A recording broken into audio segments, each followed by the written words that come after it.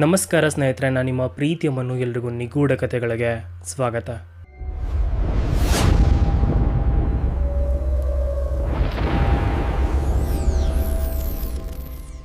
ಇವತ್ತು ನಾನು ಹೇಳ್ತಾ ಇರುವಂಥ ಸ್ಟೋರಿ ನಿಜವಾಗ್ಲೂ ತುಂಬಾ ಥ್ರಿಲ್ಲಿಂಗ್ ಆಗಿರುತ್ತೆ. ಯಾವುದೇ ಕಾರಣಕ್ಕೂ ಎಲ್ಲೂ ಸ್ಕಿಪ್ ಮಾಡದೆ ಕೊನೆವರೆಗೂ ಹೆಡ್ಫೋನ್ಸ್ ಹಾಕ್ಕೊಂಡು ಕೇಳಿ. ಇದು ನಮ್ಮ ಸಬ್ಸ್ಕ್ರೈಬರ್ ಶೇರ್ ಮಾಡ್ಕೊಂಡಿರುವಂಥ ರಿಯಲ್ ಲೈಫ್ ಇನ್ಸಿಡೆಂಟ್.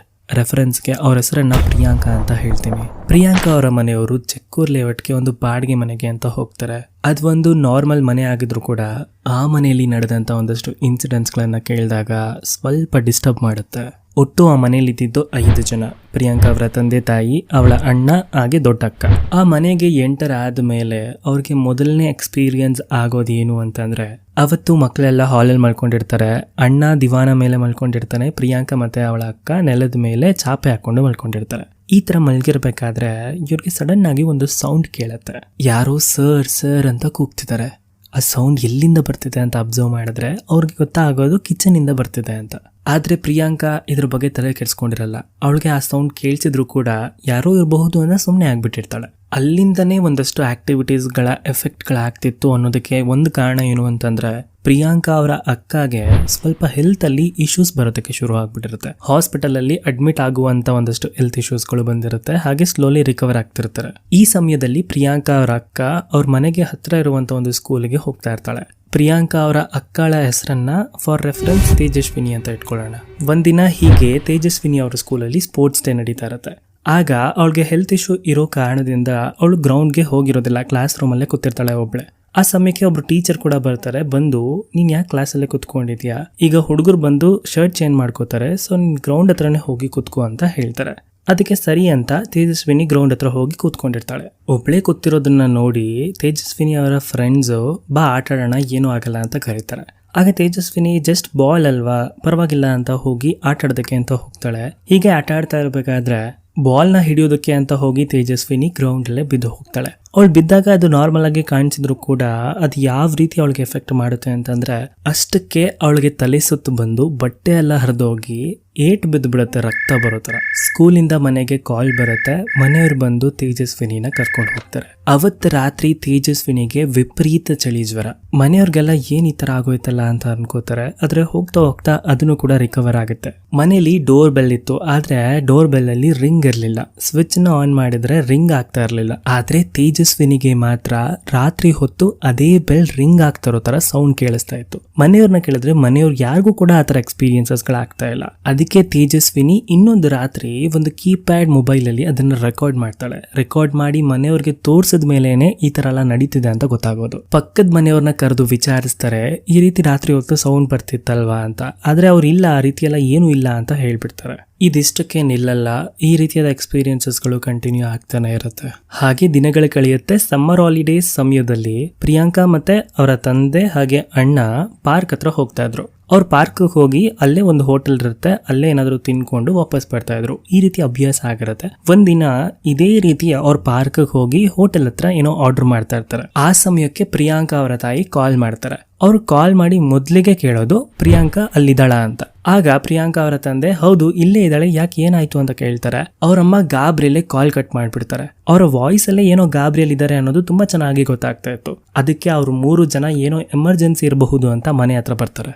ಮನೆಗೆ ಹೋಗಿ ನೋಡಿದ್ರೆ ಪ್ರಿಯಾಂಕಾ ಅವರ ತಾಯಿ ತುಂಬಾನೇ ಗಾಬರಿಯಲ್ಲಿರ್ತಾರೆ, ತುಂಬಾ ಹೆದರ್ಕೊಬಿಟ್ಟಿರ್ತಾರೆ. ಯಾಕೆ ಏನಾಯ್ತು ಅಂತ ಕೇಳಿದಾಗ ಅವರೊಂದು ವಿಚಿತ್ರವಾದಂತ ಎಕ್ಸ್ಪೀರಿಯನ್ಸ್ ಆಯ್ತು ಅಂತ ಹೇಳ್ತಾರೆ. ಆಕ್ಚುಲಿ ಅಲ್ಲಿ ಏನಾಯ್ತು ಅಂತಂದ್ರೆ, ಪ್ರಿಯಾಂಕಾ ಅವರ ತಾಯಿ ಕಿಚನ್ ಅಲ್ಲಿ ಕೆಲಸ ಮಾಡ್ತಾ ಇರ್ತಾರೆ, ತೇಜಸ್ವಿನಿ ಸ್ನಾನ ಮಾಡ್ತಿರ್ತಾರೆ. ಇದೇ ಸಮಯದಲ್ಲಿ ಪ್ರಿಯಾಂಕಾ ಅವರ ತಾಯಿಗೆ ಇವ್ರು 3 ಜನ ನಡ್ಕೊಂಡ್ ಬರ್ತಿದ್ದಾರೆ ಮನೆ ಹತ್ರ ಅನ್ನೋ ತರ ಫುಟ್ ಸ್ಟೆಪ್ಸ್ ಗಳು ಕೇಳಿಸುತ್ತೆ. ಹಾಗೆ ಕಿಟಕಿ ಕಡೆ ನೋಡಿದಾಗ ಕಿಟಕಿಲಿ ಪ್ರಿಯಾಂಕಾ ಕಾಣಿಸ್ಕೊಳ್ತಾಳೆ. ಕಾಣಿಸ್ಕೊಂಡು ಅವಳು ಅಲ್ಲಿಂದ ಮೂವ್ ಆಗ್ಬಿಡ್ತಾಳೆ. ಯಾಕೆ ಈ ಹುಡುಗಿ ಮನೆಯೊಳಗೆ ಬರದೆ ಎಲ್ಲೋದ್ಲು ಅಂತ ಹೋಗಿ ನೋಡಿದ್ರೆ ಅಲ್ಲಿ ಹೊರಗಡೆ ಯಾರು ಇಲ್ಲ. ಆದ್ರೆ ಅವ್ರ ಕಿಟಕಿಯಲ್ಲಿ ನೋಡಿದ್ದು ಪ್ರಿಯಾಂಕಾನೆ. ಅದೇ ರೀತಿ ಕೂದಲು ಕಟ್ಕೊಂಡಿದ್ಲು, ಅದೇ ರೀತಿ ಬಟ್ಟೆ ಹಾಕಿದ್ಲು. ವಿಚಿತ್ರ ಏನು ಅಂತಂದ್ರೆ, ಆಕ್ಚುಲಿ ಆ ಸಮಯದಲ್ಲಿ ಪ್ರಿಯಾಂಕಾ ಅಲ್ಲಿ ಬಂದಿರ್ಲಿಲ್ಲ. ಅವಳು ಅವ್ರ ಅಪ್ಪ ಮತ್ತೆ ಅಣ್ಣನ ಜೊತೆ ಪಾರ್ಕಲ್ಲಿ ಇರ್ತಾಳೆ. ಇಷ್ಟೆಲ್ಲ ಆಗಿದ್ದ ಗಾಬರಿಯಲ್ಲಿ ಪ್ರಿಯಾಂಕಾ ಅವರ ತಾಯಿ ತನ್ನ ಗಂಡನ್ಗೆ ಕಾಲ್ ಮಾಡೋದು. ಇಷ್ಟೆಲ್ಲ ಆಗ್ತಾ ಇದ್ರು ಕೂಡ ಪ್ರಿಯಾಂಕಾ ಅವರ ತಂದೆಗೆ ಇದು ಯಾವ್ದ್ರ ಮೇಲೂ ಕೂಡ ನಂಬಿಕೆ ಇರೋದಿಲ್ಲ. ಕೆಲವು ದಿನಗಳಾದ ಮೇಲೆ ತೇಜಸ್ವಿನಿ ಅಂದ್ರೆ ಪ್ರಿಯಾಂಕಾ ಅವರ ಅಕ್ಕಗೆ ಒಂದು ಎಕ್ಸ್ಪೀರಿಯನ್ಸ್ ಆಗುತ್ತೆ. ಅವತ್ತು ಸಂಜೆ ಸುಮಾರು 5 ಗಂಟೆ ಸಮಯಕ್ಕೆ ತೇಜಸ್ವಿನಿ ಉಗುರು ಕಟ್ ಮಾಡಬೇಕು ಅಂತ ಬಾಲ್ಕನಿಯಲ್ಲಿ ಕುತ್ಕೊಂಡು ಉಗುರು ಕಟ್ ಮಾಡ್ತಾ ಇರ್ತಾಳೆ. ಉಗುರು ಕಟ್ ಮಾಡ್ಕೊಂಡು ಬಾಲ್ಕನಿ ಡೋರ್ ಹತ್ರ ನೋಡಿದಾಗ ಅಲ್ಲಿಂದ ಯಾವುದೋ ಒಂದು ಕಪ್ಪು ಆಕೃತಿ ತೇಜಸ್ವಿನಿ ಕಡೆಗೆ ಓಡೋಡಿ ಬರ್ತಾ ಇರುತ್ತೆ. ಅದನ್ನ ನೋಡಿ ಹೆದರ್ಕೊಂಡಂತ ತೇಜಸ್ವಿನಿ ಜೋರಾಗಿ ಕಿರ್ಚ್ಕೊಬಿಡ್ತಾಳೆ. ಆ ಆಕೃತಿ ಒಂಥರ ಕಪ್ಪು ಹೊಗೆ ರೀತಿ ಕಾಣಿಸ್ಕೊಳ್ತು. ಅದನ್ನ ನೋಡಿದಂತ ತೇಜಸ್ವಿನಿಗೆ ಆ ಭಯಕ್ಕೆ ಏನ್ ಮಾಡ್ಬೇಕು ಅಂತ ಗೊತ್ತಾಗದೆ ಒದ್ದಾಡಿ ಅನ್ಕಾನ್ಶಿಯಸ್ ಆಗಿ ಹೋಗ್ತಾಳೆ. ಅವಳು ಕಿರ್ಚಿದ ಸೌಂಡ್ಗೆ ಮನೆಯವರೆಲ್ಲ ಬರ್ತಾಳೆ. ಬಂದು ತೇಜಸ್ವಿನಿ ಹತ್ರ ಏನಾಯ್ತು ಅಂತ ವಿಚಾರಿಸ್ತಾರೆ. ಆಗ ತೇಜಸ್ವಿನಿ ಎಲ್ಲವನ್ನ ತುಂಬಾ ನೀಟಾಗಿ ಹೇಳ್ತಾಳೆ. ಆದ್ರೂ ಕೂಡ ಮನೇಲಿ ಇದೆಲ್ಲದಕ್ಕೂ ಕಾರಣ ಏನು ಅನ್ನೋದನ್ನ ಹುಡುಕೋ ಪ್ರಯತ್ನನೇ ಪಡಲ್ಲ. ಈ ರೀತಿಯಾದ ಎಕ್ಸ್ಪೀರಿಯನ್ಸಸ್ ಗಳೆಲ್ಲ ಆಗ್ತಾ ಇದ್ದಾಗ ಮನೆಯವ್ರಿಗೆಲ್ಲ ಒಂದು ವಿಷಯ ನೀಟಾಗಿ ಅರ್ಥ ಆಗುತ್ತೆ. ಈ ರೀತಿಯಾದ ಎಕ್ಸ್ಪೀರಿಯನ್ಸಸ್ ಗಳು ಜಾಸ್ತಿ ನಡೀತಾ ಇದ್ದಿದ್ದು ಹುಣ್ಣಿಮೆ ಹಿಂದಿನ ದಿನ. ಹೀಗೆ ಒಂದಷ್ಟು ಎಕ್ಸ್ಪೀರಿಯನ್ಸಸ್ ಗಳಾಗ್ತಾ ಇತ್ತು. ಮನೇಲಿದ್ದಂತ ಕಿಟಕಿನ ಓಪನ್ ಮಾಡಿ ಲಾಕ್ ಮಾಡ್ಕೊಳ್ಳೋದಕ್ಕೆ ಒಂದು ಕುಕ್ಕಿ ಇರುತ್ತಲ್ವಾ, ಅದನ್ನು ಕೂಡ ಟಕ್ ಟಕ್ ಅಂತ ಪ್ರತಿ ಸಲ ಸೌಂಡ್ ಮಾಡ್ತಾ ಇತ್ತು. ಇನ್ನೊಂದು ಮೇಜರ್ ಎಕ್ಸ್ಪೀರಿಯನ್ಸ್ ಏನು ಅಂತಂದ್ರೆ ಪ್ರಿಯಾಂಕಾ ಮಲಗಿರ್ಬೇಕಾದ್ರೆ ಅವಳು ಸೀಲಿಂಗ್ ಫ್ಯಾನ್ ಗೆ ಫೇಸ್ ಮಾಡ್ಕೊಂಡು ಮಲಗಿದ್ಲು. ಆ ಸಮಯದಲ್ಲಿ ಕಿಚನ್ ಅಲ್ಲಿ ಒಂದು ಕಿಟಕಿ ಇತ್ತು ಅಂತ ಹೇಳಿದ್ನಲ್ವಾ, ಆ ಕಿಟಕಿ ಕಡೆಯಿಂದ ಒಂದು ವಾಯ್ಸ್ ಬರುತ್ತೆ. ನಾನು ನಿಮ್ಮ ಅಕ್ಕ ಬಂದಿದ್ದೀನಿ, ಬಾಗಿಲು ತೆಗಿಯಲ್ವಾ, ಬಾ ಎದ್ದೇಳು ಬಾ. ಈ ರೀತಿ ಒಂದು ವಿಚಿತ್ರವಾದ ವಾಯ್ಸ್ ಕೇಳ್ತಾ ಇರತ್ತೆ. ಆದ್ರೆ ಪ್ರಿಯಾಂಕಾ ಪಕ್ಕದಲ್ಲಿ ತಿರುಗಿ ನೋಡಿದ್ರೆ ಅವ್ರ ಅಕ್ಕ ಪಕ್ಕದಲ್ಲೇ ಇರ್ತಾಳೆ. ಇನ್ನು ವಿಚಿತ್ರ ಏನು ಅಂತಂದ್ರೆ ಈ ರೀತಿಯಾದ ವಾಯ್ಸ್ ಒಂದ್ಸಲ ಬಂದಿಲ್ಲ, ಇದೇ ರೀತಿ ತುಂಬಾ ದಿನ ಇದು ರಿಪೀಟ್ ಆಗಿದೆ. ಪ್ರತಿ ಸಲ ಅವಳಿಗೆ ಆ ವಾಯ್ಸ್ ಕೇಳಿಸ್ದಾಗ್ಲೂ ಅವಳು ಫ್ಯಾನ್ ಕಡೆಗೆ ತಿರುಗಿ ಮಲಗಿರ್ತಾಳೆ. ಅದ್ರ ಜೊತೆಗೆ ಯಾರೋ ಉಸಿರಾಡ್ತಿರೋ ತರ ಆ ಉಸಿರು ಸೌಂಡ್ ತುಂಬಾ ಕ್ಲಿಯರ್ ಆಗಿ ಕೇಳಿಸ್ತಿರತ್ತೆ. ಇಷ್ಟೆಲ್ಲ ಮನೆಯವ್ರಿಗೆಲ್ಲ ಎಕ್ಸ್ಪೀರಿಯನ್ಸ್ ಆಗ್ತಿದ್ರು ಕೂಡ ಇದೆಲ್ಲದನ್ನ ಪ್ರಿಯಾಂಕಾ ಅವರ ತಂದೆಗೆ ಹೇಳ್ತಿದ್ರು ಕೂಡ ಅವ್ರಿಗೆ ಇದ್ರ ಮೇಲೆ ನಂಬಿಕೆನೆ ಬರೋದಿಲ್ಲ. ಆದ್ರೆ ಎಲ್ರಿಗೂ ಕೂಡ ಇಲ್ಲೇನೋ ನಡೀತಿದೆ, ಇಲ್ಲೇನೋ ಪ್ರಾಬ್ಲಮ್ ಇದೆ ಅನ್ನೋದು ತುಂಬಾ ಕ್ಲಿಯರ್ ಆಗಿ ಅರ್ಥ ಆಗ್ತಿತ್ತು. ಕೆಲವು ದಿನಗಳಾದ್ಮೇಲೆ ಏನಾಗುತ್ತೆ, ಮನೆ ಹೊರಗಡೆ ಬಲ್ಬ್ ಹಾಕೋದಕ್ಕೆ ಹೋಲ್ಡರ್ ಇರುತ್ತೆ ಅಲ್ವಾ, ಅದು ಹೋಲ್ಡರ್ ಮಾತ್ರ ಇತ್ತು, ಬಲ್ಬ್ ಇರ್ಲಿಲ್ಲ. ಆ ಜಾಗದಲ್ಲಿ ಪ್ರತಿದಿನ ಒಂದು ಬ್ಯಾಟ್ ಬಂದು ಕುತ್ಕೊಂತಾ ಇತ್ತು, ಬಾವಲಿ ಬಂದು ಕುತ್ಕೊಂತಾ ಇತ್ತು. ಮನೆಯವ್ರಿಗೆಲ್ಲ ಆಶ್ಚರ್ಯ ಆಗುತ್ತೆ, ಇದೇನಿದು ಇಷ್ಟ ದಿನ ಇಲ್ಲದೆ ಇದ್ದಿದ್ದು ಇವಾಗ ಬಂದಿಲ್ಲೇ ಕುತ್ಕೊಂತಿದೆ ಅಂತ. ಅದು 1-2 ದಿನ ಆದ್ಮೇಲೆ ಹೋಗ್ಬಿಡ್ಬೋದು ಅಂತ ಅನ್ಕೋತಾರೆ. ಆದ್ರೆ ಅದು ಪ್ರತಿದಿನ ಅದೇ ಜಾಗದಲ್ಲಿ ಬಂದು ಕುತ್ಕೊಂತಾ ಇತ್ತು. ಇದೆಲ್ಲ ಅತಿ ಆದಾಗ ಮನೆಯವರೆಲ್ಲ ಸ್ವಲ್ಪ ಅಲರ್ಟ್ ಆಗ್ತಾರೆ. ಆಗ ಒಬ್ರು ಸ್ವಾಮಿಗಳ ನಂಬರ್ ಇವ್ರ ಹತ್ರ ಕಾಂಟ್ಯಾಕ್ಟ್ ಅಲ್ಲಿ ಇರುತ್ತೆ. ಅವ್ರಿಗೆ ಕಾಲ್ ಮಾಡಿ ವಿಚಾರಿಸಿದಾಗ ಅವರು ಇವ್ರು ಹೇಳೋದಕ್ಕಿಂತ ಮುಂಚೆನೆ ಹೇಳ್ಬಿಡ್ತಾರೆ, ನಿಮ್ಗೇನೋ ಸಮಸ್ಯೆ ಆಗ್ತಿದೆ ಅನ್ನೋದು ನನಗೆ ಗೊತ್ತಾಗ್ತಾ ಇದೆ, ನಿಮ್ಗೆ ಯಾರೋ ಏನೋ ಮಾಡ್ಸಿರೋ ತರನು ನನಗೆ ಫೀಲ್ ಆಗ್ತಿದೆ ಅಂತ ಹೇಳ್ತಾರೆ. ಆಗ ಆ ಸ್ವಾಮಿಗಳು ಒಂದಷ್ಟು ಪರಿಹಾರಕ್ಕೆ ಸಲಹೆಗಳನ್ನ ಕೊಡ್ತಾರೆ. ಅದ್ರಲ್ಲಿ ಒಂದು ನವಧಾನ್ಯಗಳನ್ನ ಸೋಮವಾರ ತಗೊಂಡು ನವಗ್ರಹಕ್ಕೆ ಪ್ರದಕ್ಷಿಣೆ ಹಾಕಿ ಅದನ್ನ ಹೊಳಿಲಿ ಬಿಡ್ಬೇಕು ಅಂತ ಹೇಳ್ತಾರೆ. ಅದೇ ರೀತಿ ಮನೆಯವರು ಇದೆಲ್ಲದನ್ನ ಪಾಲಿಸ್ತಾರೆ. ಅದಾದ್ಮೇಲೆ ಆ ಒಂದು ಬಾವಲಿ ಆ ಜಾಗಕ್ಕೆ ಬರ್ತಾ ಇರ್ಲಿಲ್ಲ. ಆಗ ಮನೆಯವ್ರಿಗೆಲ್ಲ ಕನ್ಫರ್ಮ್ ಆಗತ್ತೆ ಇಲ್ಲೇನೋ ಒಂದು ದೊಡ್ಡ ಪ್ರಾಬ್ಲಮ್ ಖಂಡಿತ ಇದೆ ಅಂತ.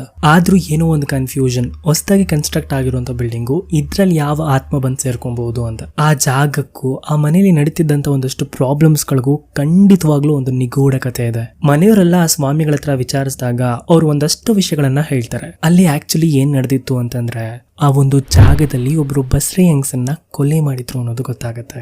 ಅವ್ರ ಹತ್ರ ಹೇಳಿದ್ದಕ್ಕೂ ಇವ್ರ ಮನೇಲಿ ಆಗ್ತಿದ್ದಂತ ಎಕ್ಸ್ಪೀರಿಯನ್ಸಸ್ಗಳಿಗೂ ತುಂಬಾ ಲಿಂಕ್ ಇತ್ತು. ಯಾಕೆ ಅಂತಂದ್ರೆ ಅವ್ರ ಅಕ್ಕಪಕ್ಕ ಇದ್ದಂತ ಮನೆಯವ್ರ ಹತ್ರ ವಿಚಾರಿಸಿದಾಗ ಆ ಜಾಗದಲ್ಲಿ ಆ ರೀತಿ ಒಂದು ಇನ್ಸಿಡೆಂಟ್ ನಡೆದಿತ್ತು ಅನ್ನೋದು ಕನ್ಫರ್ಮ್ ಆಗುತ್ತೆ. ಆ ಹೆಂಗಸು ಮತ್ತೆ ಮಗು ಆತ್ಮ ಅದೇ ಜಾಗದಲ್ಲಿ ಇದೆ. ನಿಮಗ್ ನೆನ್ಪಿರ್ಬೇಕು, ಅಮ್ಮ ಕಿಚನ್ ಅಲ್ಲಿ ಕೆಲಸ ಮಾಡ್ತಿದ್ದಾಗ ಕಿಚನ್ ಕಿಟಕಿ ಹತ್ರ ತನ್ನ ಮಗಳನ್ನ ನೋಡ್ದಂಗಾಯ್ತು ಅಂತ. ಸ್ವಾಮಿಗಳ ಹೇಳೋ ಪ್ರಕಾರ ಆ ಗರ್ಭಿಣಿ ಹೆಂಗಸಿನ ಮಗು ಇದೆಯಲ್ವಾ, ಆ ಮಗುನೇ ಪ್ರಿಯಾಂಕಾ ರೂಪನ ತಗೊಂಡು ಕಿಟಕಿಲ್ ಕಾಣಿಸ್ಕೊಂಡಿತ್ತು. ಹಾಗೆ ಪ್ರಿಯಾಂಕಾ ರಾತ್ರಿ ಹೊತ್ತು ಮಲಗಿದ್ದಾಗ ಒಂದು ಲೇಡಿ ವಾಯ್ಸ್ ಬರ್ತಿತ್ತು ಅಲ್ವಾ, ಡೋರ್ ತೆಗಿ ಅಂತ ಹೇಳ್ತಿತ್ತು. ಅದು ಬೇರೆ ಯಾರು ಅಲ್ಲ, ಅದೇ ಹೆಂಗಸು.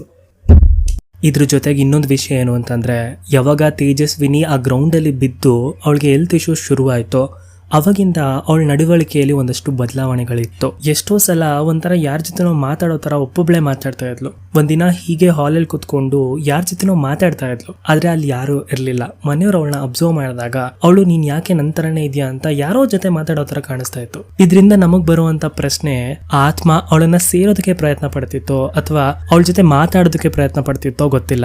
ಆದ್ರೆ ಅವಳಲ್ಲಿ ತುಂಬಾ ಡ್ರಾಸ್ಟಿಕ್ ಬದಲಾವಣೆ ಆಗಿದ್ದಂತೂ 100% ನಿಜ. ಯಾವಾಗ ಆ ಮನೆಯವ್ರಿಗೆ ಇದ್ರೆಲ್ಲ ಇನ್ಸಿಡೆಂಟ್ಸ್ ಗಳು ನಡೆಯುತ್ತೋ, ಹಾಗೆ ಇದರ ನಿಗೂಢ ಕಥೆಯನ್ನ ತಿಳ್ಕೊಳ್ತಾರೋ, ಆಗ ಭಯಕ್ಕೆ ಆ ಮನೆಯೇ ಕಂಪ್ಲೀಟ್ಲಿ. ಇದಾಗಿತ್ತು ಇವತ್ತಿನ ನಿಗೂಢ ಕಥೆ. ನನಗಂತೂ ಈ ಕಥೆ ತುಂಬಾನೇ ಡಿಫ್ರೆಂಟ್ ಅಂತ ಅನಿಸ್ತು. ನಿಮ್ಗೆ ಹೇಗನ್ನಿಸ್ತು ಅನ್ನೋದನ್ನು ಕಮೆಂಟ್ಸ್ ಮುಖಾಂತರ ತಿಳಿಸಿ. ಇದೇ ರೀತಿಯಾದ ಎಕ್ಸ್ಪೀರಿಯನ್ಸ್ ನಿಮಗೂ ಆಗಿದ್ರೆ ನನ್ನ ವೀಡಿಯೋ ಡಿಸ್ಕ್ರಿಪ್ಷನಲ್ಲಿ ಒಂದು ಲಿಂಕ್ ಇರುತ್ತೆ, ಅದನ್ನು ಕ್ಲಿಕ್ ಮಾಡಿದ್ರೆ ಡೈರೆಕ್ಟಾಗಿ ನನ್ನ ಇನ್ಸ್ಟಾಗ್ರಾಮ್ಗೆ ಬಂದು ನೀವು ಮೆಸೇಜ್ ಮಾಡಬಹುದು. ಅಲ್ಲಿ ನಿಮ್ಮ ಸ್ಟೋರೀಸ್ನ ಶೇರ್ ಮಾಡ್ಕೊಳ್ಳಿ. ಅದೇನಾದರೂ ಇಂಟ್ರೆಸ್ಟಿಂಗ್ ಆಗಿದ್ರೆ ಖಂಡಿತವಾಗ್ಲೂ ನಾನು ವೀಡಿಯೋ ಮಾಡ್ತೀನಿ. ಮುಂದಿನ ನಿಗೂಢ ಕತೆ ಜೊತೆ ಸಿಗ್ತೀನಿ ಅಂತ ಹೇಳ್ತಾ ಈ ವಿಡಿಯೋನ ಇಲ್ಲಿಗೆ ಮುಗಿಸ್ತಾ ಇದ್ದೀನಿ. ಟೇಕ್ ಕೇರ್, ಟಾಟಾ, ಬಾಯ್.